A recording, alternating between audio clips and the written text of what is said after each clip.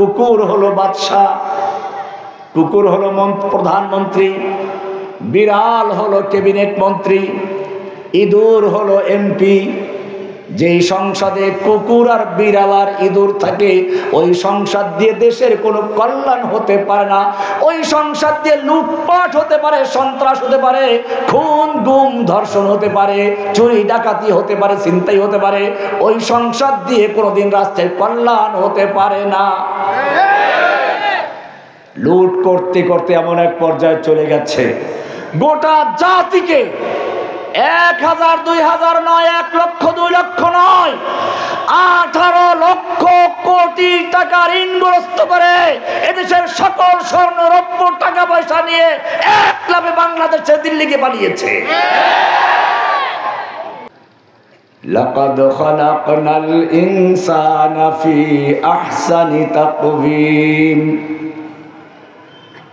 আমি মানব জাতিকে সবচেয়ে উত্তম গঠন, সুন্দর গঠন দিয়ে সৃষ্টি করেছি।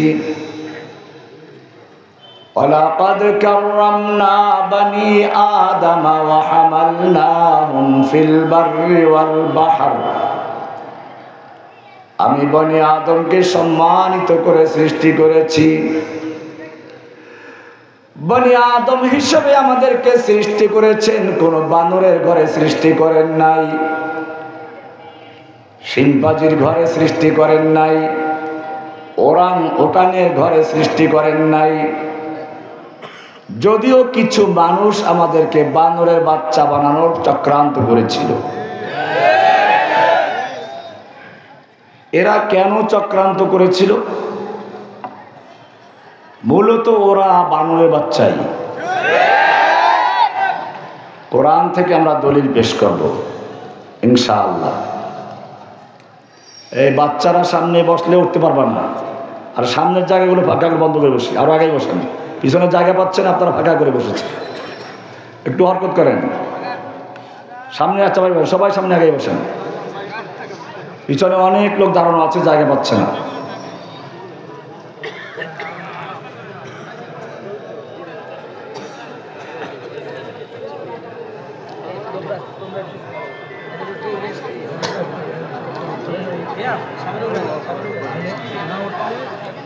জ্ঞান অর্জন করার মাধ্যম 3টা। কয়টা? আমরা এখানে এসেছি কিসের জন্য? কোরআন এবং হাদিসের জ্ঞান অর্জন করার জন্য।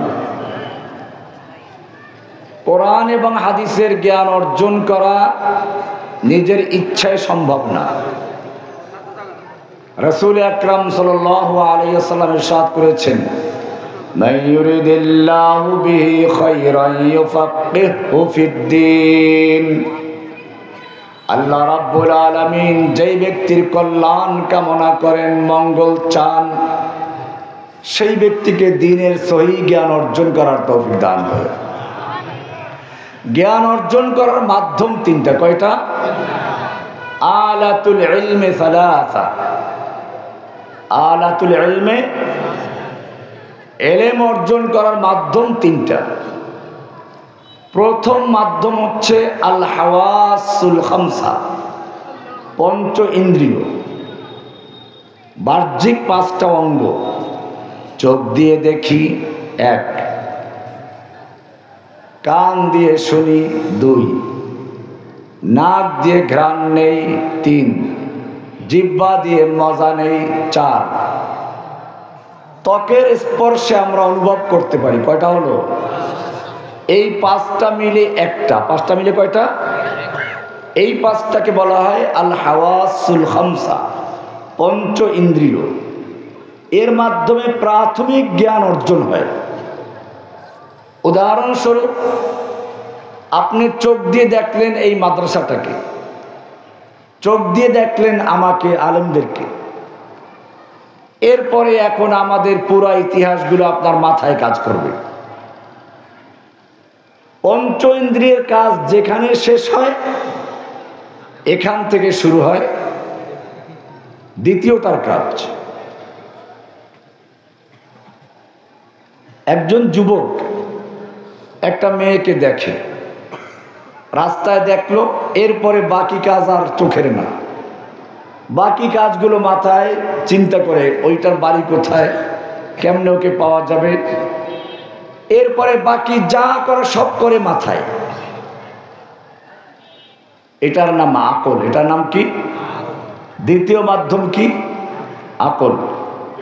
এই আকল একটা কারখানার মতো কাজ করে। এই কারণে আল্লাহ রাব্বুল আলামিন কোরআনে বলেছেন, আল্লাহু ইয়ালামু মা তাসনাউন, আল্লাহ ভালো করে জানেন তোমরা কি সনা করছো, তোমাদের কারখানায় কি প্রোডাক্ট তৈরি করছো। তো মাথার মধ্যে কারখানা আছে নাকি? যারা আরবি জানেন তারা জানেন, তাসনাউন সনা থেকে, সনা বলা হয় ফ্যাক্টরিকে, কারখানাকে, যে কারখানায় বিভিন্ন জিনিস উৎপন্ন হয়। তো মাথার মধ্যে কারখানা আসলো থেকে?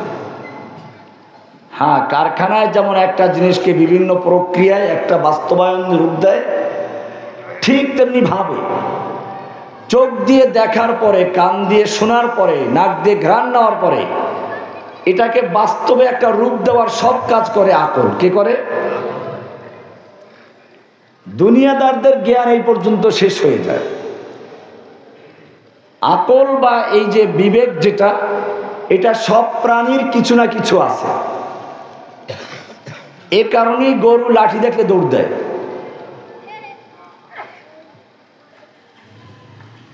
কিন্তু এই বিবেক যতই বেশি হোক না কেন, জ্ঞান যত বেশি হোক না কেন, জ্ঞানের সীমানা শেষ হওয়ার পরে এখানে আরেকটা এলেমের প্রয়োজন হয়। চোখ দিয়ে দেখতে হলে যেমন আলোর প্রয়োজন হয়, চোখ ভালো থাকলেই সবকিছু দেখা যায় না। চোখের পাওয়ার যত ভালো হোক না কেন, যদি চোখের সামনে আলো না জ্বলে, সূর্যের আলো, চন্দ্রের আলো, মোমবাতির আলো, তারকার আলো, বিদ্যুতের আলো, কোন প্রকার আলো যদি তোমার চোখের সামনে না জ্বলে, তোমার চোখের পাওয়ার যত ভালো হোক না কেন, তুমি কিছুই দেখতে পাবে না। ঠিক তেমনি ভাবে জ্ঞান চোখের সামনে একটা আলোর প্রয়োজন। তুমি যত বড় বিজ্ঞানী হও না কেন, যত বড় জ্ঞানী হও না কেন, যতক্ষণ পর্যন্ত তোমার জ্ঞান চোখের সামনে একটা বিশেষ আলো না জ্বলবে, অতক্ষণ পর্যন্ত তুমি ওই জ্ঞান দিয়ে কিছুই বুঝবে না। সেই জ্ঞানের নাম হচ্ছে কি? কোরআন, ওহী। قد جاءكم من الله نور وكتاب مبين। জোরে বলেন সুবহান। আল্লাহ রাব্বুল আলামিন ইরশাদ করেন, তোমার জ্ঞান চোখের সামনে যে আলোর প্রয়োজন, সেই আলো বিদ্যুতের আলো দিয়ে চলবে না, মোমবাতির আলো দিয়ে চলবে না, সূর্যের আলো দিয়ে চলবে না। সেই আলো দেওয়ার জন্য বিশেষ ব্যবস্থা রয়েছে। قد جاءكم من الله نور وكتاب مبين। তোমাদের জ্ঞান চোখের সামনে আলো জ্বালিয়েছে কোরআন দিয়ে। কি দিয়ে? এই আলো যদি তোমার চোখের সামনে না থাকে, জ্ঞান চোখের সামনে যদি কোরআনের জ্ঞান না থাকে, তুমি যত বড় জ্ঞানী হও, বিজ্ঞানী হও, তুমি মানুষ নও, তুমি পশু। এই কারণেই ঢাকা বিশ্ববিদ্যালয়ের মতো জায়গা থেকে পাশ করে বের হয়, তারপরে পয়লা বৈশাখে কি পরে? হনুমানের মুখোশ পরে, বাদরের মুখোশ, ইঁদুরের মুখোশ, বাঘ ভল্লুকের মুখোশ, ভূতম পেঁচার মুখোশ পরে জানিয়ে দিচ্ছে, ও জাতি তোমরা সতর্ক থাকো। আমরা যত বড় বিশ্ববিদ্যালয় থেকে পড়াশোনা করে বের হচ্ছি, আমরা কিন্তু মানুষ নই, আমরা শুধু ওরা নিজেরা পশু নয়, গোটা জাতিকে পশু বানানোর জন্য এক গভীর চক্রান্তে লিপ্ত হয়েছিল। শিক্ষা সিলেবাসে পর্যন্ত তারা প্রমাণ করার চেষ্টা করেছিল যে আমরা তো বানরের বাচ্চা, গোটা মানব জাতি তোমরাও বানরের বাচ্চা। জোরে বলেন নাউজুবিল্লাহ। ওরা বানরের বাচ্চা ঠিক আছে, কি আমরা কি বানরের বাচ্চা? আমাদের চোখের সামনে কোরআন আছে। আল্লাহ তাআলা বলছেন আর রহমান। ওরা যে আসলে বানরের বাচ্চা দলিল আছে। আর রহমান আল্লামাল কোরআন খলাকাল ইনসান। খুব ভালো করে খেয়াল করুন, প্রথমে আর রহমান কার নাম? এরপরে কি বলেছেন? আল্লামাল কোরআন, কোরআন শিক্ষা দিয়েছেন। খালাকাল ইনসান, মানুষ সৃষ্টি করেছেন। ও রব্বুল আলামিন, তুমি তো উল্টা বললে। আমরা তো দেখি মানুষ দুনিয়াতে আগে সৃষ্টি হয়, তারপরে কোরআন শিখে। আমরা মক্তবে গিয়ে কোরআন শিখতে গিয়ে কত হুজুরের বাড়ি খেয়েছি, নোয়াখালী হুজুরের থাপ্পড় খেয়েছি, ঠিক কিনা? তুমি বললে আর রহমান আল্লামাল কোরআন, কোরআন শিক্ষা দিয়েছো আগে। খালাকাল ইনসান, তুমি মানুষ সৃষ্টি করেছো পরে। অথচ আমরা দেখি সৃষ্টি ওই আগে, কোরআন শিখি পরে। তুমি উল্টা কেন বলতে গেলে? আল্লাহ তাআলা জানিয়ে দিচ্ছেন, না না, আমি উল্টা বলি নাই। দেখো না, ওই যে বানরের বাচ্চারা আছে, যতক্ষণ পর্যন্ত কোরআনের জ্ঞান অর্জন না করবে, আল্লামাল কোরআন তোমার ভিতরে না ঢুকবে, অতক্ষণ পর্যন্ত তুমি মানুষের ঘরে জন্ম হলেও তুমি মানুষ নও। তুমি ইঁদুর হতে পারো, বাদর হতে পারো, হনুমান হতে পারো, শিম্পাজি হতে পারো, ওরাং ওটাং হতে পারো, বাঘ ভল্লুক হতে পারো, ভুতুম পেঁচা হতে পারো, তুমি কিন্তু মানুষ নও। আর রহমান আল্লামাল কোরআন খালাকাল ইনসান, জোরে বলেন সুবহান। এবারে পরিষ্কার, ওরা যে বানরের বাচ্চা দাবি করে, কারণটা বোঝা গেছে? কি কারণ? কোরআন শিক্ষা করে না, সেই কারণে। এখন দেখবেন বিশ্ববিদ্যালয় থেকে শুধুমাত্র বানরার মুখের মুখোশ করে বের হয় না, বিভিন্ন স্কুল কলেজ ইউনিভার্সিটি থেকে এখন সাবিলুনা সাবিলুনা আল জিহাদের মিছিল নিয়ে বের হয়, ঠিক কিনা? কারণ ওই ছেলেদের চোখের সামনে কোরআনের আলো এসেছে। বিশ্ববিদ্যালয় পড়ার পরেও তারা যখন কোরআনের জ্ঞান অর্জন করেছে, তখন সেই ছেলেরা এখন আর নিজেদেরকে বানরের বাচ্চা দাবি করে না, তারা নিজেদেরকে দাবি করে মানুষের বাচ্চা। তারা নিজেদেরকে দাবি করে মানুষের বাচ্চা। মানুষ, জোরে বলেন আলহামদুলিল্লাহ। লাকাদ খালাকনাল ইনসানা ফি আহসানি তাকওয়িম।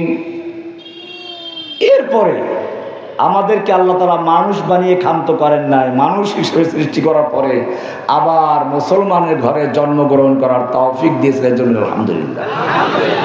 আমাদের একটা দিন আছে, দিনটার নাম কি? ইন্নাদ দীনা ইনদাল্লাহিল ইসলাম। আমাদের দিনের নাম কি? ইসলাম। কে দিয়েছেন? আল্লাহ। আমাদের পরিচয় কি? আমরা মুসলিম। আমরা কি? আমাদের ধর্মের নাম কি? আমাদের পরিচয় কি? মিল্লাতা আবিকুম ইব্রাহিম। আল্লাহ রাব্বুল আলামিন বলেন, তোমাদের যে দিন, তোমাদের যে ইসলাম দিয়েছে, এটা তোমাদের পিতা ইব্রাহিমের মিল্লাত। হুয়া সাম্মাকুমুল মুসলিমিন। তিনি তোমাদের নাম রেখেছেন কি? তিনি তোমাদের নাম রেখেছেন কি? আমাদের নাম কি? আমাদের জাতির পিতার নাম কি? মিল্লাতা আবিকুম ইব্রাহিম। আমাদের পিতার নাম পর্যন্ত ভুলিয়ে দেওয়ার চক্রান্ত করা হয়েছিল। আল্লাহ রাব্বুল আলামিন তার দিনকে টিকিয়ে রেখেছেন, চক্রান্তকারীদেরকে উৎখাত করে দিয়েছেন। মিল্লাতা আবিকুম ইব্রাহিম হুয়া সাম্মাকুমুল মুসলিমিন। ইসলাম মানে কি? ইংরেজরা যখন এই দেশ দখল করেছিল, কাদের থেকে দখল করেছিল জানা আছে? মুসলমানদের থেকে।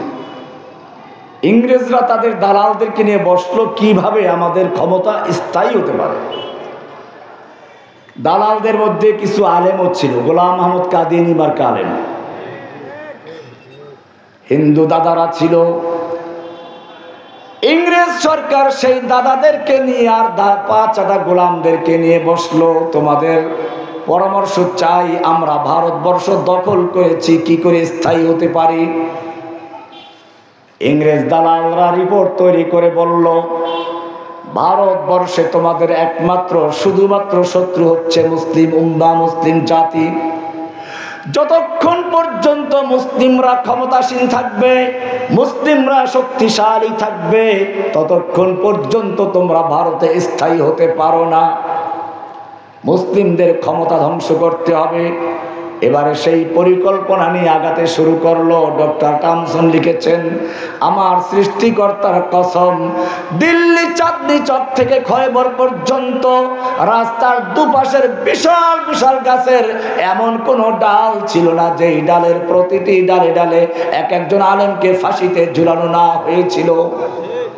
ওলামায়ে কেরামদেরকে জীবন্ত অবস্থায় শুকুরের চামড়ার ভিতরে ঢুকিয়ে দিয়ে ঘোড়ার পায়ের সঙ্গে বেঁধে দিয়ে দৌড়ানো হতো, এভাবে নির্যাতন করে করে হত্যা করা হতো। ওলামায়ে কেরামদের অনেক লোককে জেলখানায় ভরা হলো, কিছু লোককে আন্দামান দ্বীপে পাঠানো হলো। ইলমুস সিগা কিতাব যারা পড়ো তারা জানো ওই কিতাব কোথায় লিখেছিলেন। ওই কিতাবের ভূমিকায় লেখা আছে, বুরুদে হাকির দার আ জাজিরা আজ দায়রঙ্গে তাকদির বুদাস্ত। আন্দামান দ্বীপে বসে লিখেছিলেন, কারণ ইংরেজরা তাদেরকে আন্দামান দ্বীপে পাঠিয়েছিলেন। ওলামায়ে কেরামদেরকে হত্যা করলো, মাদ্রাসাগুলোকে পুড়িয়ে দিল। শুধু দিল্লি শহরের ভিতরে ৮০,০০০ মাদ্রাসা ছিল, জোরে বলেন সুবহানাল্লাহ। মসজিদগুলোকে ঘোড়ার আস্তাবল বানানো হলো। জীবনে যেন আর এই মসজিদ মাদ্রাসা দাঁড়াতে না পারে সেজন্য অক্ষ সম্পত্তিগুলো, হাজার হাজার একর জমি ছিল, সমস্ত অক্ষ সম্পত্তিগুলো বাতিল করে দিয়ে হিন্দু দাদাদেরকে জমিদারি দিয়ে দেওয়া হলো। আয়ের উৎস বন্ধ করা। আমাদের নব্য ইংরেজরাও সেই কাজগুলো করেছিল, আমরা মিলাবো এক এক করে। এই কওমি মাদ্রাসাগুলো চলে সাধারণ লোকদের যাকাত ফিতরা এবং কোরবানির চামড়ার টাকা দিয়ে, ঠিক কিনা? যাকাত ফিতরা যাতে মাদ্রাসায় আসতে না পারে সেজন্য যাকাত বোর্ড করা হলো। আল্লাহ রাব্বুল আলামিন কোরআনে বলেছেন, আল্লাযীনা ইম্মাক্কান্নাহুম ফিল আরদি আকামুস সালাতা ওয়া আতুজ যাকাতা ওয়া আমারু বিল মারুফি ওয়া নাহাউ আনিল মুনকার। মুমিনরা যদি ক্ষমতা আসে 4টা কাজ করবে। কয়টা কাজ? আকামাস সালাত, 1 নম্বরে সালাত কায়েম করবে রাষ্ট্রীয়ভাবে, তারপরে যাকাত আদায় করবে, এরপরে সৎ কাজের আদেশ করবে, অসৎ কাজের নিষেধ করবে। 3টার কোনো খবর নাই, একটা কোনো যাকাত বোর্ড, ঠিক আছে কিনা? মাদ্রাসার যাতে যাকাত আসতে না পারে।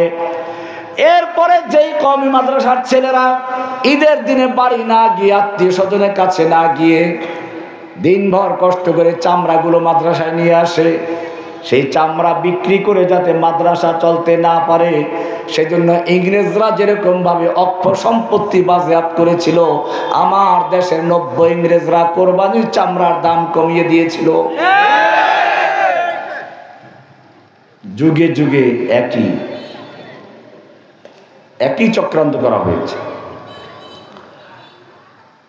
এত কিছু করার পরেও যখন দেখলো ইংরেজ বিরোধী আন্দোলন আরো দাবানলের জ্বলে উঠতে শুরু করেছে,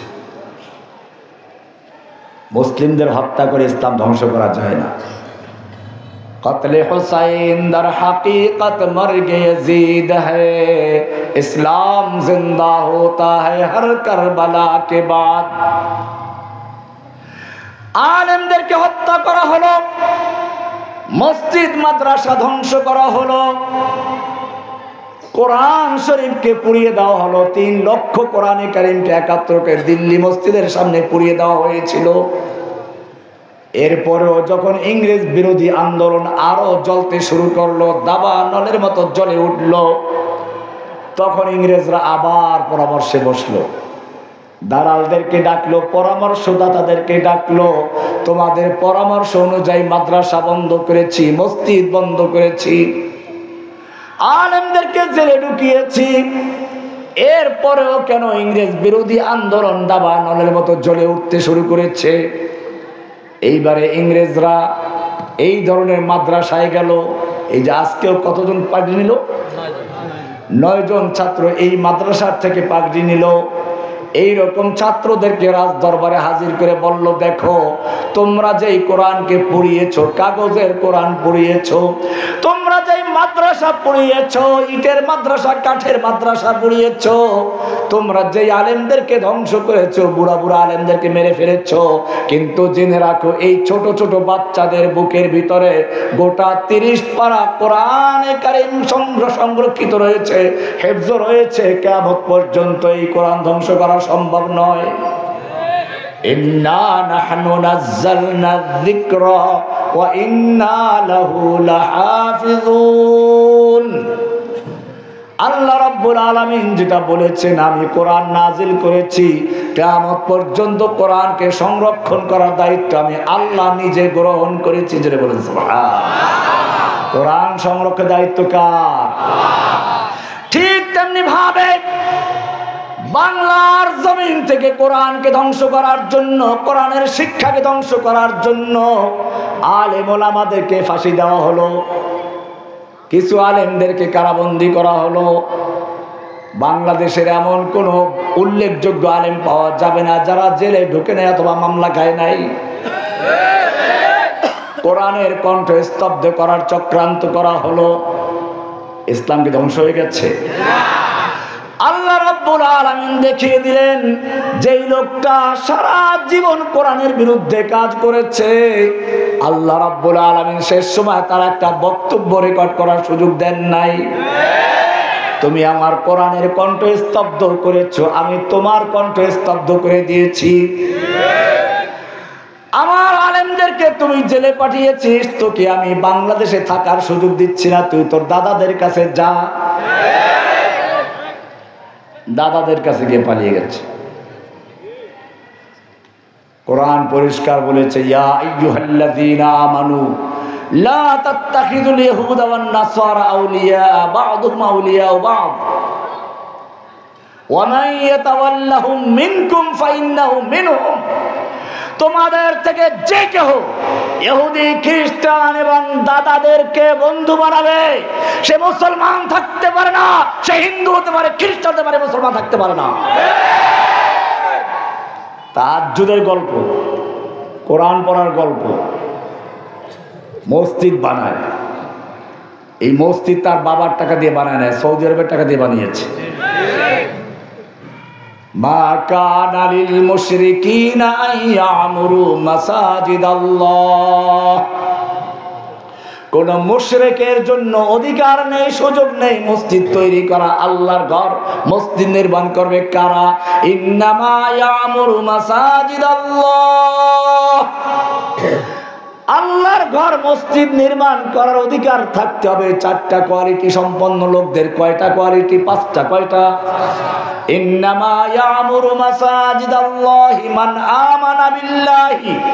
যে ব্যক্তি আল্লাহর উপর ঈমান রাখে, ওয়াল ইয়াউমিল আখিরে, পরকালে বিশ্বাস করে, ওয়া আকামাস সালাতা, সালাত কায়েম করে, ওয়া আতাজ যাকাতা, যাকাত আদায় করে, ওয়া লাম ইয়াখশা ইল্লাল্লাহ, আল্লাহ ছাড়া দুনিয়ার কাউকে ভয় করে না, সেই ব্যক্তি মসজিদ নির্মাণ করার ইখতিয়ার রাখে। আর যে ব্যক্তি ওয়ালাম ইয়াখশা ইল্লাল মোদি, মোদি ছাড়া কাউকে ভয় করে না, তার মসজিদ নির্মাণ করার অধিকার আছে?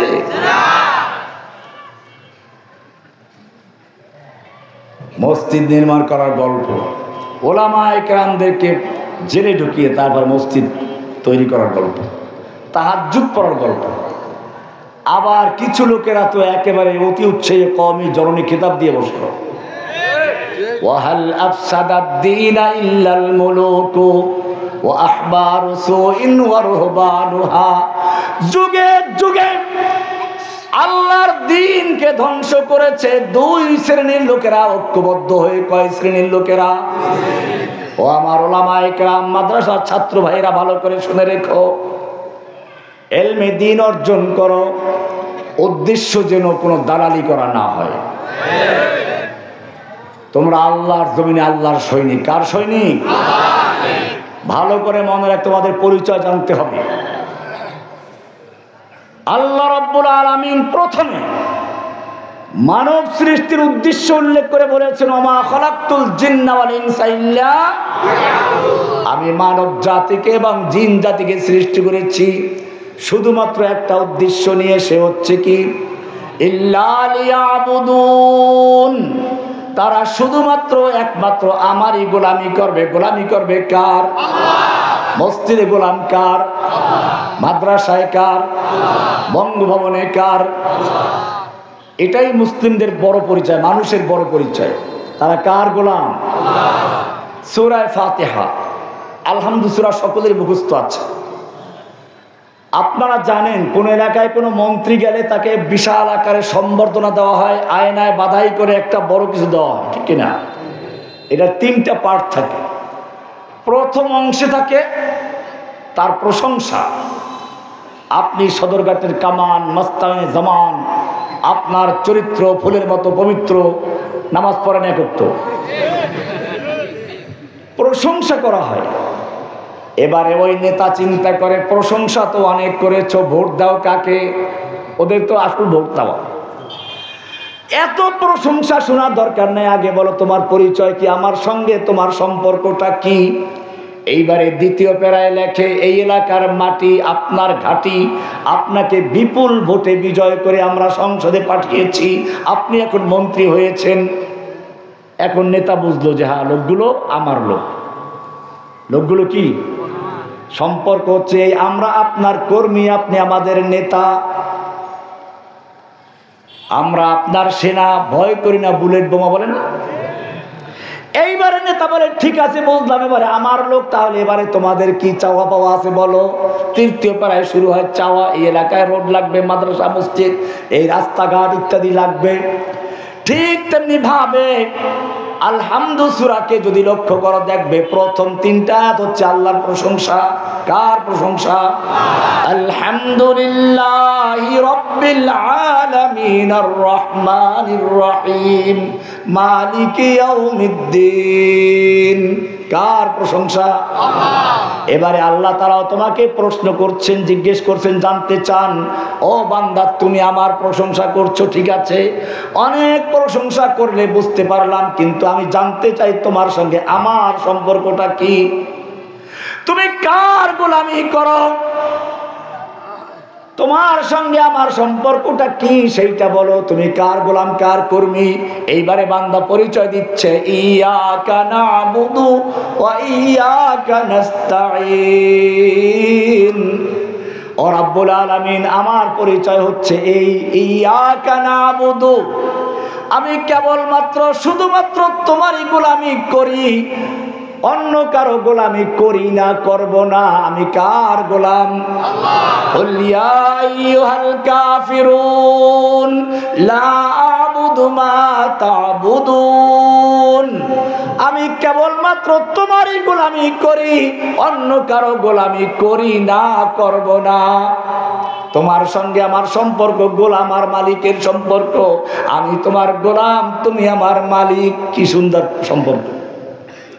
এইবারে বলে ঠিক আছে যদি তাই হয়, আমার যদি গোলাম হও আর মিথ্যা কথা না বলো, তাহলে এবারে চাও কি চাইবা। এবারে চাওয়া পাওয়া শুরু হয়ে গেছে, ইহদিনাস সিরাতাল মুস্তাকিম। রাস্তাঘাট, এখানেও রাস্তাঘাট আছে, তবে এই রাস্তা ভিন্ন রাস্তা, আমি সেদিকে যাচ্ছি না। আমরা গোলাম কার? কার গোলাম? শুধু মসজিদে না, সব জায়গায়। বঙ্গভবনে আইন চলে কার? সংসদে আইন চলে কার? আদালতে আইন চলে কার? তাহলে গোটা জাতি আল্লাহর সামনে 5 ওয়াক্ত নামাজ দাঁড়িয়ে মিথ্যা বলছে, ইয়াকা নাবুদু ওয়া ইয়াকা নাস্তাঈন। ও আল্লাহ, তোমার গোলামি করি শুধু মসজিদে, বাইরে গেলে তোমার গোলাম না। তখন অন্য ঘোষকের নেতা, অন্য কি যেন জাতির পিতার গোলাম নাকি? ইয়াকা নাবুদু ওয়া ইয়াকা নাস্তাঈন, গোলামি করব কার? কুল ইন্না সালাতি ওয়া নুসুকি ওয়া মাহইয়ায়া ওয়া মামাতি লিল্লাহি রাব্বিল আলামিন। বলো আমার সালাত, আমার কুরবানি, আমার ত্যাগ, আমার জীবন, আমার মরণ সব কার জন্য? সব কার জন্য? লিল্লাহি রাব্বিল আলামিন, একমাত্র আল্লাহর জন্য, যিনি গোটা জগৎ সমূহের রব। আমরা কার গোলাম? ইংরেজ সরকার আলেমদের হত্যা করলো, সব হত্যা করলো, কিন্তু এরপর ইংরেজ বিরোধী আন্দোলন চলতে শুরু করলো। দালালদেরকে নিয়ে বসতে বলছিলাম, কয় শ্রেণীর লোকেরা যুগে যুগে ধ্বংস করে ইসলামকে। ওয়াহাল আফসাদাদ দীনা ইল্লাল মুলুকু ওয়া আহবারু সুইন ওয়া রুহবানুহা। যুগে যুগে দুই প্রকারের লোকেরা ঐক্যবদ্ধ হয়ে আল্লাহর দ্বীনকে ধ্বংস করেছে। এক হচ্ছে এক শ্রেণীর শাসক, আর এক হচ্ছে ওই শ্রেণীর শাসকদের পা চাটা গোলাম, একদল যাজক। একদল কি? যাজক। সে যাজকদের মধ্যে নামধারী মুসলমানও আছে, ইহুদি খ্রিস্টান হিন্দু বৌদ্ধ আছে। আমরা দেখেছি বিগত জালিম সরকারকে সাহায্য করেছিল কারা? কওমি জননী খেতাব দিয়ে বসল। যেই দারুল উলুম দেওবন্দের জন্ম হয়েছিল ইংরেজদের বিরুদ্ধে যুদ্ধ করতে গিয়ে, যখন সম্মুখ যুদ্ধে আর পারা গেল না, তখন সিদ্ধান্ত হলো আমরা এবারে মাদ্রাসা তৈরি করব। দারুল উলুম দেওবন্দের প্রতিষ্ঠা হলো। লম্বা ইতিহাস আমি বলতে যাচ্ছি না। এরপরে পরবর্তীতে সেই মাদ্রাসার ছাত্ররা রেশমি রুমাল আন্দোলন, খেলাফত আন্দোলন ইত্যাদি বিভিন্ন প্রকারের আন্দোলনের মাধ্যমে ভারতবর্ষ থেকে ইংরেজদেরকে তাড়িয়েছিল, ঠিক কিনা? আপনারা জানেন হুসাইন আহমদ মাদানী রহমাতুল্লাহ আলাই এই দেওবন্দের সন্তান, ইংরেজ বিরোধী আন্দোলনের একজন নেতা। ইংরেজরা কারফিউ জারি করে দিল। কারফিউ ভেঙ্গে তিনি রাস্তায় বের হয়ে আসলেন। দেখেন না ছাত্ররা কেমনি বের হয়েছিল, কি সুন্দর স্লোগান জেলখানায় আমি দেখতে পাচ্ছিলাম। আমি কে রাজাকার, তুমি কে রাজাকার, কে বলেছে স্বৈরাচার, বুকের ভিতর অনেক ঝড়, স্বৈরাচার গুলি কর, কি স্লোগানগুলো ছিল। আমার তখন মনে পড়লো সেই মাদানী রহমতুল্লাহ আলাইহির ইতিহাস। আল্লামা মাদানী রহমতুল্লাহ আলাইহি সেই কারফিউ ভেঙ্গে শাহী মসজিদের সামনে গিয়ে হাজির হলেন। চতুর্দিকে রাইফেল নিয়ে দাঁড়ানো আছে ইংরেজ সৈনিকেরা। ময়দানে হাজির হয়ে বললেন, আমি শুনেছি এই সাদা ভল্লুকের দল ঘোষণা করেছে ইংরেজদের বিরুদ্ধে বক্তব্য করে তাকে গুলি করা হবে। আমি মাদানী হাজির করো গুলি। এই বলে তিনি তার শেরওয়ানির বুতাম ছিঁড়ে ফেললেন। ইতিহাস সাক্ষী, তিনি যখন করো গুলি বলে তার শেরওয়ানি বুতাম ছেড়ে দিলেন, হুঙ্কার দিলেন, ওদের রাইফেলগুলো ওদের হাত থেকে ঝরঝর করে পড়ে গিয়েছিল। দীর্ঘ 2 ঘন্টা পর্যন্ত বক্তব্য দিয়েছেন। কি দিয়ে? শুনো, ওলামায়ে কেরামদের ভালো করে জানতে হবে আমরা কাদের সন্তান। উলাইকা আবাই ফাজিনি বিমিসলিহিম ইযা জামাতনা ইয়া জারিরুল মাজামিউ। आकिफ तो है इस राज से ये दार रसन भी हर दौर में तकमील इमा हर दौर में तकमील वफा हमसे हुई है। मौलाना मादानी रहमतुल्लाह अलैहि हाजिर हलेन, 2 घंटा बक्तব্য দিলেন। শুরুটা ছিল কেমন শোনো। সাগামিরো বরবাজিরো মোশরা দেওয়া কুনন্দ ইচনি আরকানে দৌলত মুলকে রাফিরা কুনন্দ। কুকুর হলো বাদশা, কুকুর হলো প্রধানমন্ত্রী, বিড়াল হলো ক্যাবিনেট মন্ত্রী, ইঁদুর হলো এমপি। যেই সংসদে কুকুর আর বিড়াল আর ইঁদুর থাকে, ওই সংসদ দিয়ে দেশের কোনো কল্যাণ হতে পারে না। ওই সংসদ দিয়ে লুটপাট হতে পারে, সন্ত্রাস হতে পারে, খুন গুম ধর্ষণ হতে পারে, চুরি ডাকাতি হতে পারে, ছিনতাই হতে পারে। ওই সংসদ দিয়ে কোনোদিন রাষ্ট্রের কল্যাণ হতে পারে না। লুট করতে করতে এমন এক পর্যায়ে চলে গেছে গোটা জাতিকে 1000 2000 নয়, 1 লক্ষ 2 লক্ষ নয়, 18 লক্ষ কোটি টাকা ঋণগ্রস্ত করে এদেশের সকল স্বর্ণ রৌপ্য টাকা পয়সা নিয়ে এক লাভে বাংলাদেশে দিল্লিকে পালিয়েছে।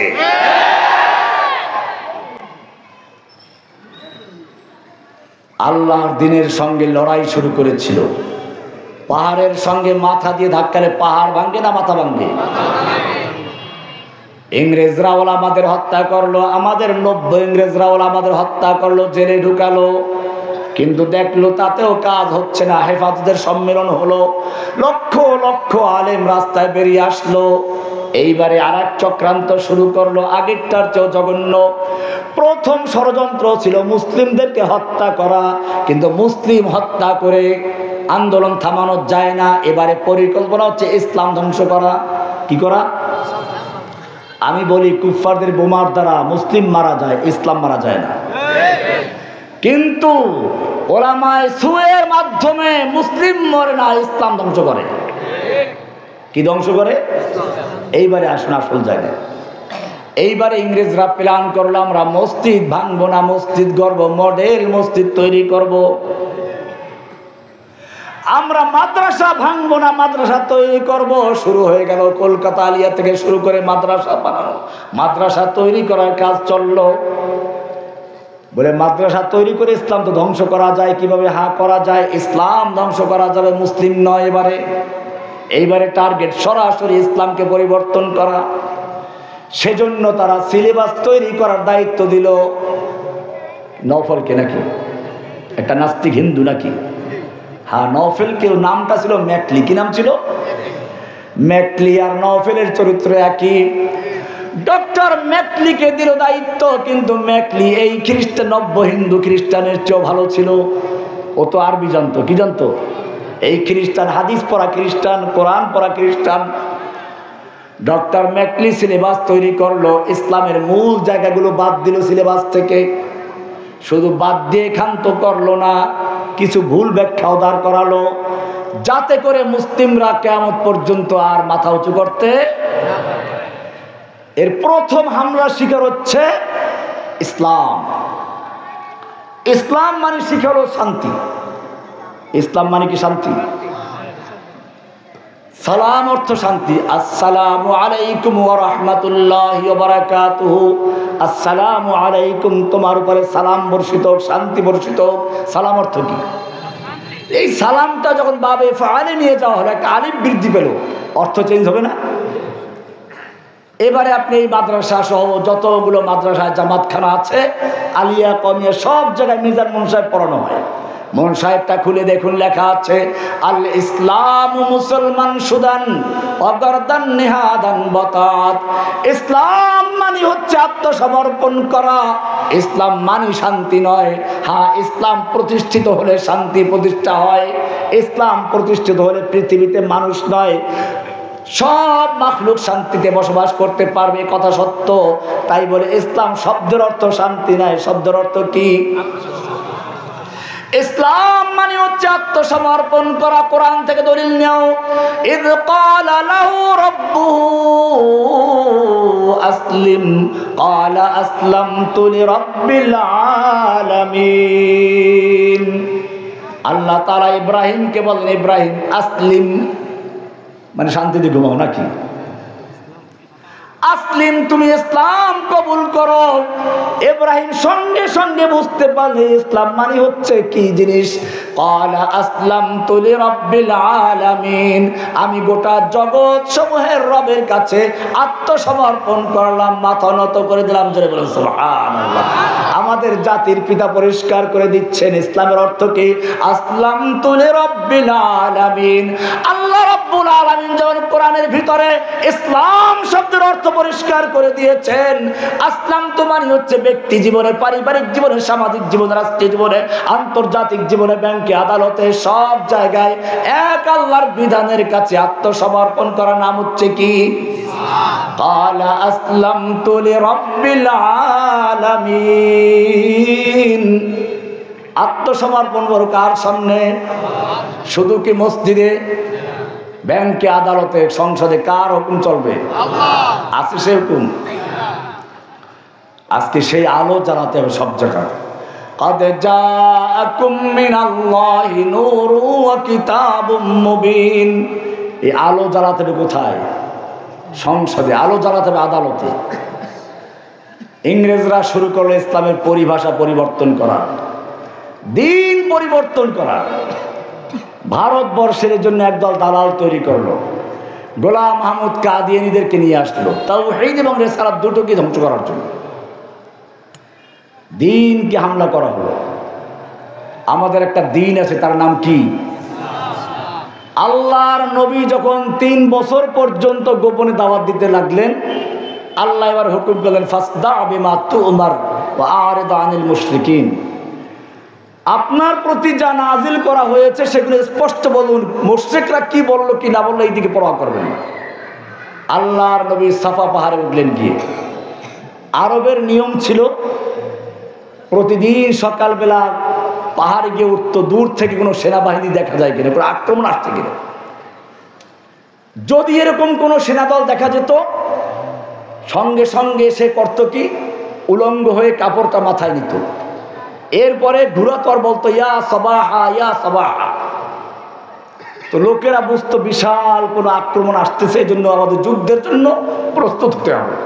তারা সেই যুদ্ধের পোশাক পরে ঢাল তরবারি নিয়ে ময়দানে চলে আসত। আল্লাহর নবী সেই কৌশলটা নিলেন, সকালবেলা গিয়ে সাফা পাহাড়ে উঠলেন।